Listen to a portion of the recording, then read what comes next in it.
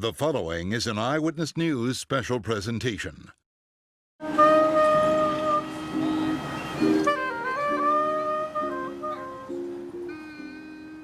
Like the people they cover, the masters behind the brushes, our photographers are artists too. The craftsmen and women behind the lenses of Eyewitness News. Cameraman coming down. Cameraman, you got your camera open? Yeah. There's so much mystery. It's a photojournalist who sees a story in an alarmingly charming Chauvin garden. A pretty pothole. And a Bogalusa roadside. With their cameras, they capture the beauty of our culture. What you say, New Orleans, Louisiana, Happy Jazz Fest? The way we express ourselves. It's Daniel and Jody. Two broken hearts come together to heal as one. And unlock our love for each other and our region. Ula and Marcus. Look at this one, has a picture on it. Whether it's an expose on rusty romance on the banks of the river. What a better place to come today, the day after his passing, to recognize him. Or a tribute to those who will never leave our hearts. Look at these faces. They just tell the story. Our photographers document history, not through words, but images like these that define our times in indelible pictures and graphics. There's the city item, there's the states, there's the times. Things and people we don't want to forget. The heroes at the World War II Museum. It's an unbelievable experience, and I wanted my son to see that. And the sacrifices endured by the families of far younger soldiers. That we leave no families behind on the battlefield. Our photographers document who we've lost and what we've lost. If it was a ball game, we would have been down 40 night when we got here. The stately mansion on St. Charles. For a person to do this to a church, something's wrong with their heart. And the houses of God, the three historically black churches that were burned down in several parishes. I've been knowing the pastor for years. I hope they rebuild. But as often as they roll on things now gone. We still make our own root beer. So we've been here 45 years. They also turn their focus on what's still here. They celebrate Frosttop's 60th birthday. I also love satsuma and ginger cayenne and watermelon. Hanson's 80th. And Leidenheimer's expansion, a local landmark so rooted in the community, it opts to pick up a house and move it rather than tear it down. Like our architecture, the photographers capture sites you'll only see in New Orleans. Whoa, whoa, whoa. Wow. We're going to put all this out today. The Halloween house on State Street, the decorated pothole a few blocks away. This is such a metaphor, the nightmare on 8th Street. The screaming Pope in the dome. I truly see, as I'm doing it, and I look up, I really do see the face of Christ. And the forgiving bishop in prison, washing the feet of the contrite on Holy Thursday. Only in New Orleans, we say. As a horse walks into a bar on Bourbon. Come on, man, let's go. The Blues Brothers strut their stuff in Audubon. You know what we're going to get into, It's very intense. I'm understanding what I'm going to get into. And the mayor willingly walks into a burning building to get a feel for what it's like to be a firefighter. Our photographers roll on all of it. The dangerous. The scary. People have seen glasses fly off shelves. From the ghost stories in the quarter. It was very bad. I was scared. To monsters like Michael. WWL photographers were there when the Cat 5 storm stomped on the Panhandle, and there a year later to measure its footprint. We are the only operational unit in the world that does this. And when the hurricane hunters fly into the eye of a storm, our photographers do too, to give viewers a different perspective. I will fly through a hurricane any day before I ride one out on the ground. It's how they approach every story. If we're all doing it, right? If every house just does a little bit, we can make a huge impact. They don't just document our flooding. They chronicle ways to fight it, like the Urban Conservancy Project. They actively seek out innovation. We know what we want to achieve, and we can show that we're able to achieve those goals. Whether it's at the robotics competition. Does anybody remember the name of that plant right there? Or the edible schoolyard. They look for what's working and how you think it's working. It's the best thing they could have did for us. Fantastic way to ensure that all New Orleanians have the opportunity to get where they're going safely. Like what you think of the safety upgrades to the Lafitte Greenway. Which brings us to City Hall. Or Mayor Cantrell's first year in office. Our photographers know this community. They're part of it. We got to bury 3, including 2 children. They not only capture the crime we report, they reveal its haunting impact. They make us feel and listen. I ain't taking it off. We're tired of it. New Orleans traditions can be controversial, but like this story documenting Zulu's blackface, the photographer presents both sides with respect, carefully choosing every frame. As a community, we may not always agree, but we strive for common ground. And week after week, our photojournalists find at least 100 yards of it, whether in the Dome with the Saints or on the road with LSU. We coming. This won't be the last time. Louisiana fans are united. We stand behind our team. We revel in the birth of baseball at Nunez Community College. You know, we're kind of our own coaches. We have to hold ourselves accountable. Nurture the growth of rugby in NOLA. And it's crazy here. I like it. Cultivate world champs in River Ridge and march wherever the Saints lead us.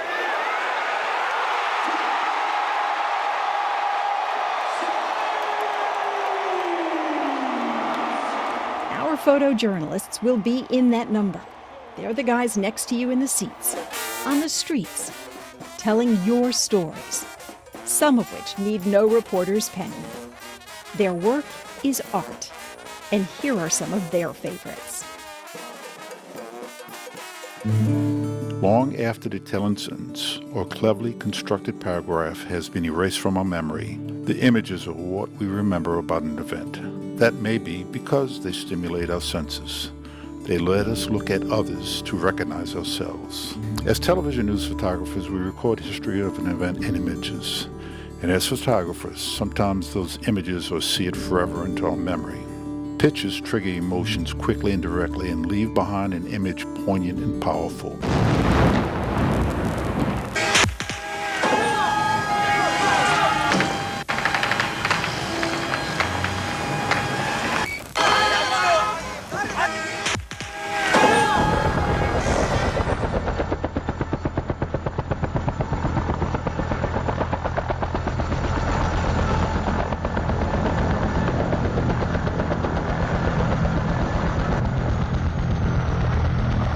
It is said you can learn a lot about life by visiting a cemetery.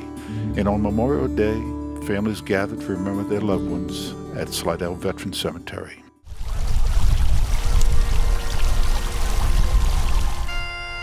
I miss him every day of my life, and I talk to him every day. I love you, baby, and happy Memorial Day, Mr. Smith. My husband was in during the Korean conflict. My dad was in World War II. He was in Europe for 3.5 years. They pretty much kept it in. I miss him. God knows I do. I felt like I was kissing him, you know. I feel it in my heart that he's there, you know, and he's with me.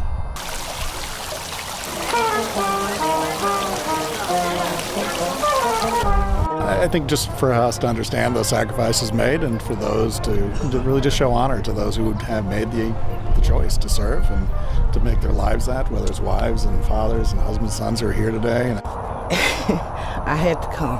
By us being here today, we are ensuring that the service of Louisiana veterans was not in vain, and we are thankful that for us, they gave their tomorrows so that we could have our todays. Today was coming out to the cemetery to honor the life of my son, who was a United States Marine. Just to be here today to celebrate and thank them for serving our country.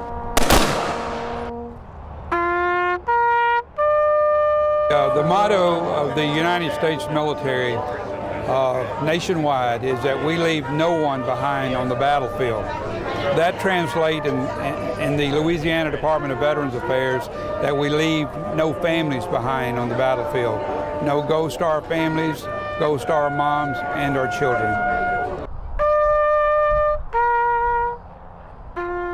That's what this day is all about.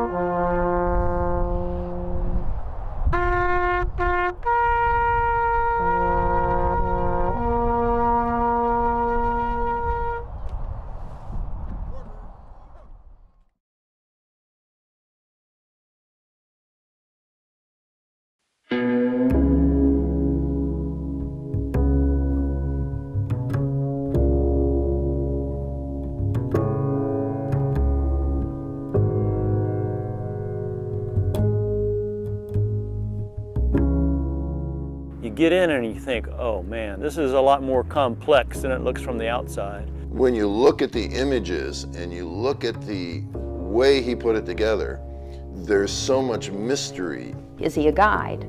Is he leading you? There's a certain drama to this site. It's like a discovery. And it was one of the most amazing things that I'd ever seen in my life. To me, there is a kind of melancholic component to it. Did God send him to Chauvin to build this site?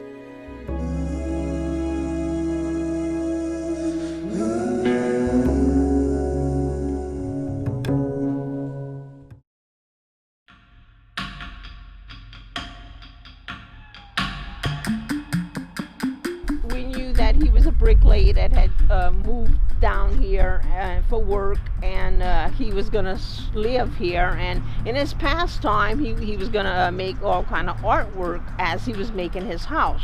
He would bring the leftover cement home from his bricklaying job, and so he started building things.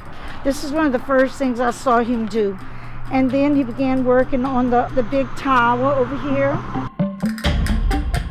I just couldn't understand why in the world is he building a lighthouse down here. Kenny was sort of a loner. He was very close to his mother, so a lot of the things here you can refer to his mother, like the rose bushes here. His mother loved rose bushes, so he planted rose bushes.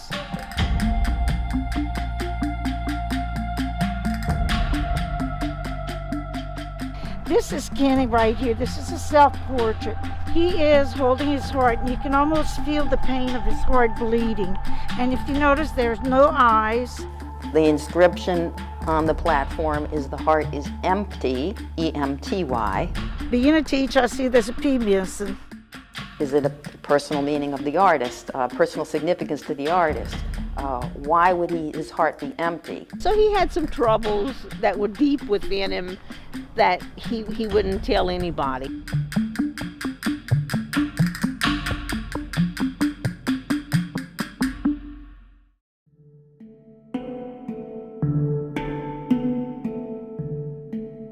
What happened towards the end of when Kenny was working on it was, we're not exactly sure everything that led him to leave. I think he quit working as a bricklayer, so he had no money. He was ordered to move off the property if he didn't want to buy it. Kenny walked away. He got mad. He left his personal possessions. He just left with the clothes on his back. From my gathering is his mother had passed away. I think he thought that maybe God let him down by taking his mother. I've never seen him back again.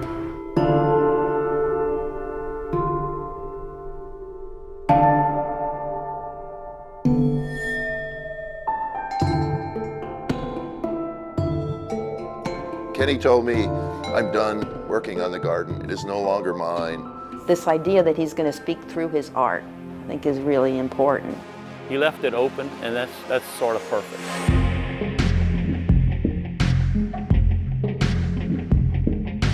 There's a way in which his art really embodies the spirit of Chauvin. There's a purity in the art here. He wasn't paid for it. And it's kind of, in a sense, a gift to the community. He just said, "I was told to build this garden." He worked so hard on it. I mean, he just kept making the work. You're supposed to discover something about yourself. Kenny leads you through the path to find salvation himself, believing, I think, that he would never get there, but you may have a chance.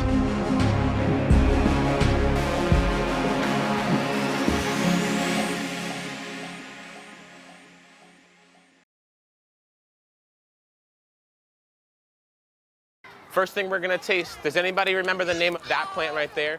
Dinosaur. We're in the Dreamkeeper Garden at Langston Hughes Academy. Everybody loud together. Dinosaur. When you come past here, you could take a tiny piece and then continue to follow Demi this way. Not that bad. At our school, we have this big teaching garden, and we cook in an outdoor classroom. It looked like green bean. And I've been taking it, I think, for the longest I can remember. Pull from down here. Hard, pull hard. Hard.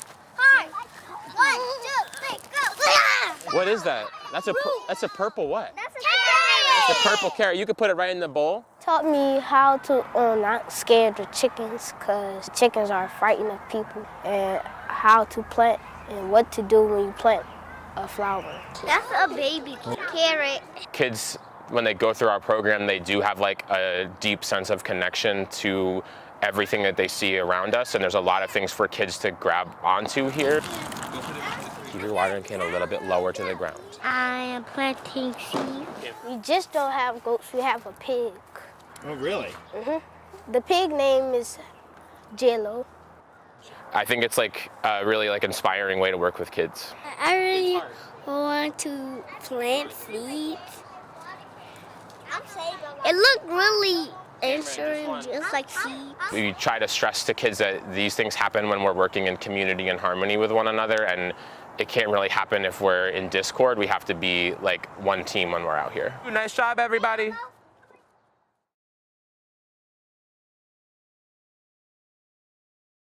This is a series I photographed for the Times-Picayune in 1993 on the musicians of Louis Armstrong's generation who were still on the scene back then. Look at these faces. They just tell the story, and that became really my introduction to New Orleans jazz. Hi, my name's John McCusker. I'm a New Orleans native. I grew up in Algiers. Listening to this music that spoke of this place, you know, it was an artistic creation, New Orleans jazz, that came from the people. And I started doing research, writing books, but I also branched off into 78 record collecting. And this is 1927 recording of Louis Armstrong's Hot 5. And of course, if you're going to collect 78s and old Edison cylinder recordings, you've got to have something to play them on. Medley of American patriotic airs. If this was 1895, 1900, and you wanted to listen to a record, you'd go and buy your record at the record store, and inevitably it would be an Edison. And there is the record. That's one song. Watch the effect this creates.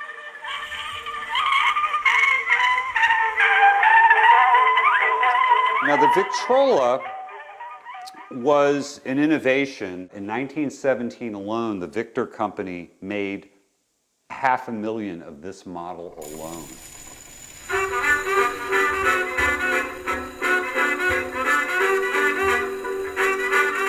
The phonograph was happening. That's when it was really taking off. All you have to do is you crank it up, get those motors under tension. Then we're going to put a fresh needle in. With every play, you put a fresh needle. It's a 1923 recording of King Oliver's Creole Jazz Band. Now, if I want to turn it up, I just reach down to the cabinet door.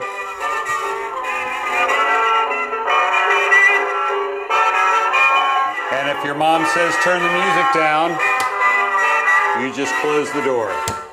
Got the horn. Let's see if this sucker's gonna work. I wanted to learn how to work on the machines themselves and how to fix them. And that's the spring that's under tension in there. This music playing device that was made before the US entered World War I is still perfectly functional with a minimum amount of maintenance.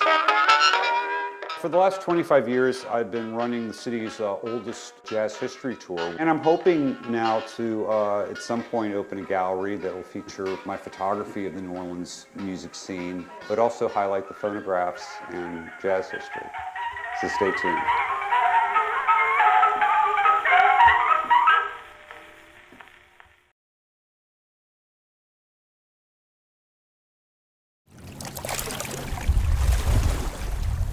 love the Rachel Loves John. Ula and Marcus. Look at this one, has a picture on it. Double cheeseburger. That's their love. Oh, that would be you right there. I do love double cheeseburgers. So I love to see all the locks and all the jewels and just the little bits and bobs. Daniel and Jody. Two broken hearts come together to heal as one. I like that one a lot. Everyone is able to put their own spin on it. I like this one because you can write things on it. Too. That's And probably it says lover. It's not just one thing that'll always stay. It'll just keep evolving. These people have their pieces of heart and soul here. I love that. Chasey J loves Phil J. Married in 1994, and they had that engraved. I really like the engraved ones because I think, you know, it is a lock, so that's going to stay there forever, but then you also have, like, you'll never be able to change these names. I think it's a wonderful thing to see. I just see a lot of love. I like the big one. This one was married November 1st, 2018. Also, I see here Mimi and Brian, 2018. Someone is out there looking out for you, caring for you, so I think that's a really important thing to know. Love, I feel, is kindness on a huge level. I feel like love is everywhere. I feel like love is just life.